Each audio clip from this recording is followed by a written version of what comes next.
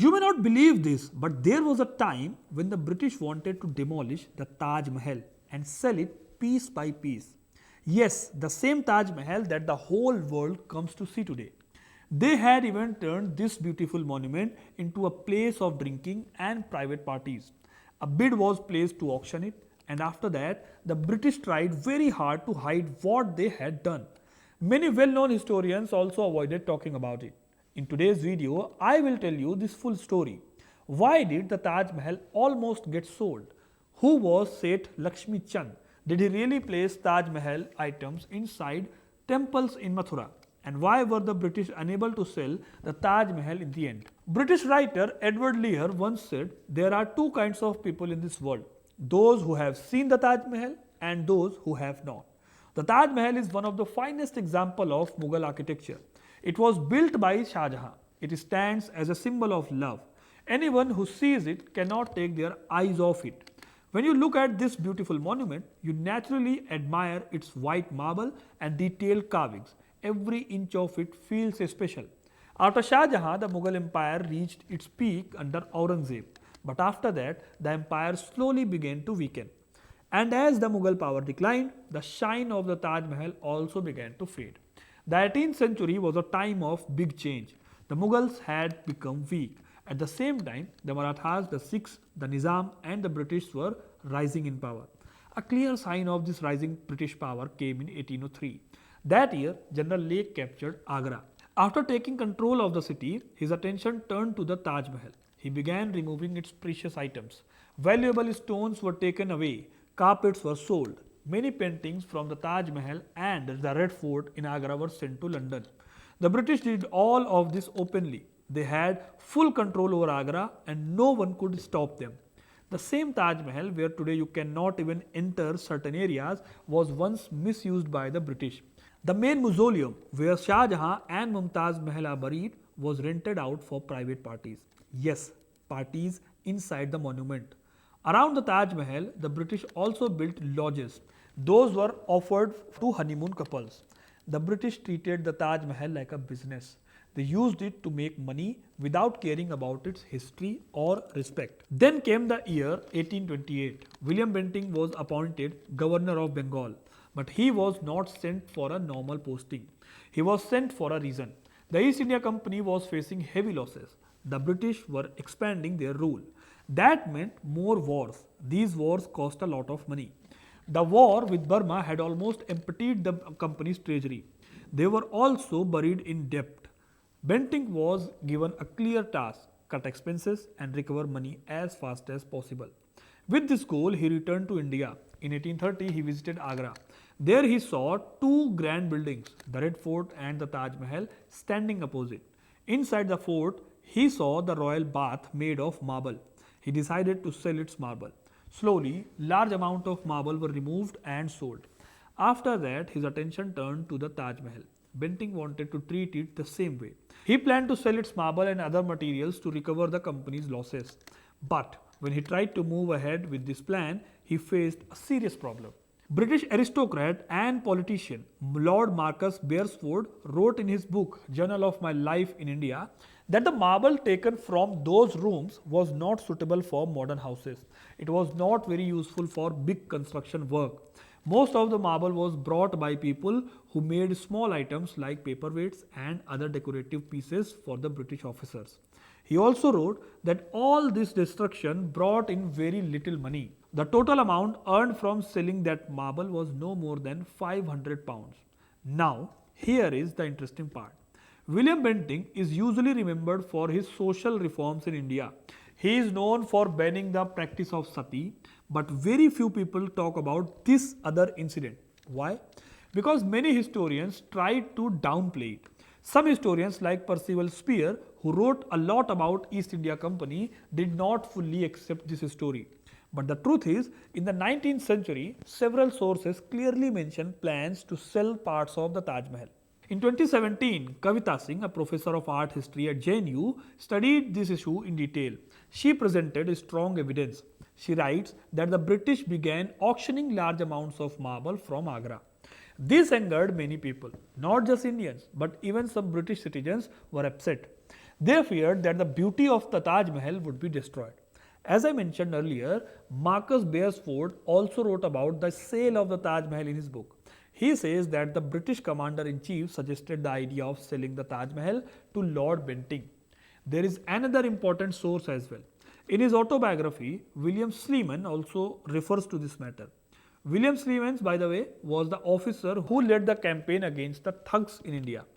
William Sleeman wrote in his autobiography, Rambles and Recollections of an Indian Official, that he was unhappy about the sale of marble from Agra. He clearly expressed his concern. He wrote that if the British had received the right price for the marble taken from the Agra fort, then it was possible that the entire palace and even the Taj Mahal would have been demolished and sold in the same way. Lord Beresford and W. H. Sleeman were not the only ones who mentioned plans to break up and sell the Taj Mahal. Fanny Parks, a Welsh travel writer, also wrote about it in 1850 in her book Wanderings of a Pilgrim in Search of the Picturesque. In her writing, she referred to an article published in a British newspaper in Calcutta called John Bull. She quoted a report dated July 26, 1831.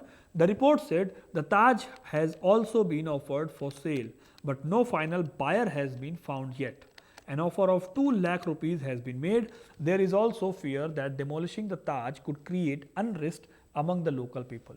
Today, the same newspaper, meaning John Bull, is known as the Statesman.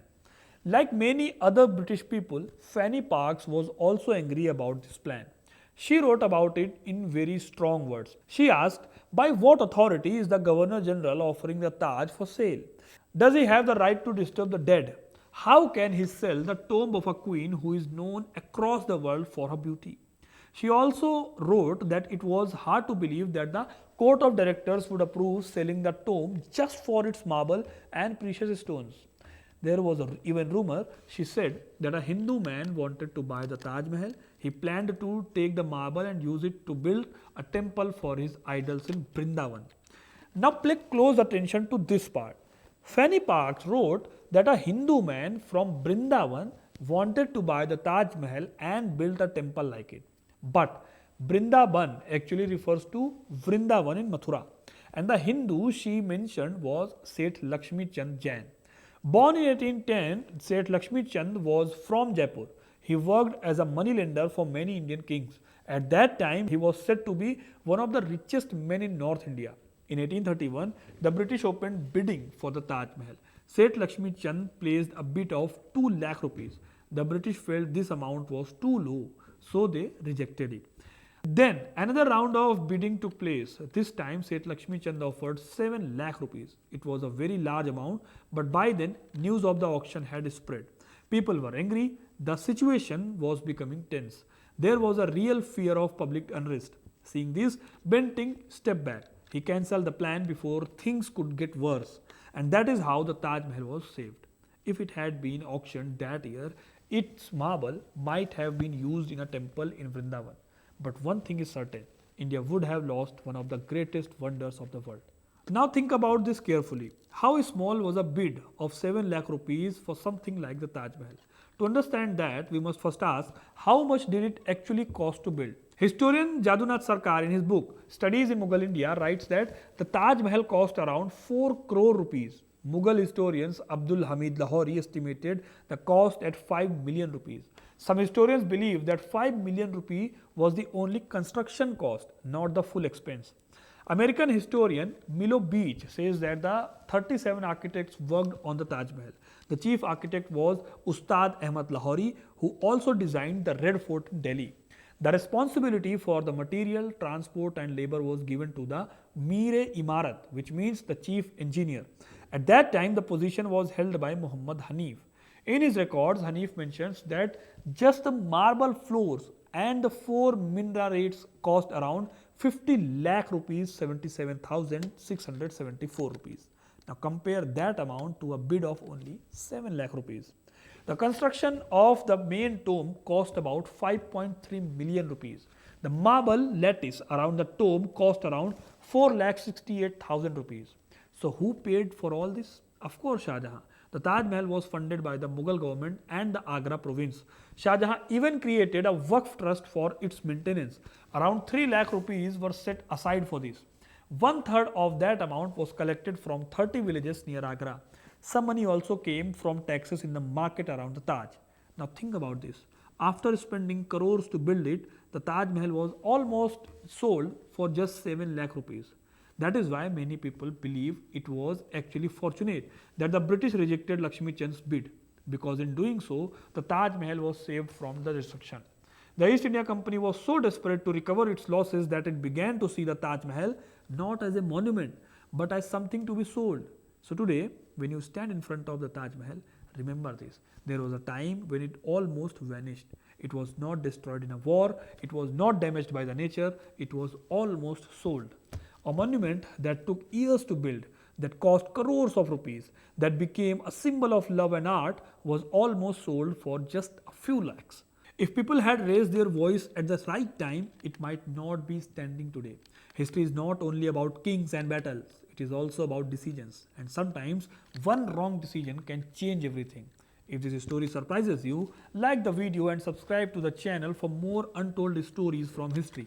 Share it with someone who loves learning about the past, because if we do not know our history, we do not truly know ourselves. I'll see you in the next video. Thank you very much.